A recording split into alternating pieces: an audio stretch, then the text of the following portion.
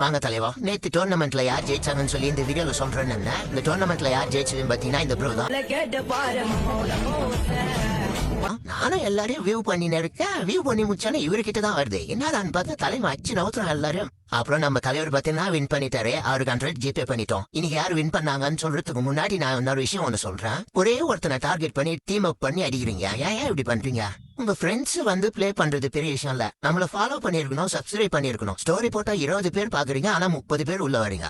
இந்த மாதிரி பண்ணாதீங்க. 5 பேர்கிட்ட மெசேஜ் பண்ணிட்டாங்க டீம் பண்ண அடிக்கிறாங்கன்ட்டு.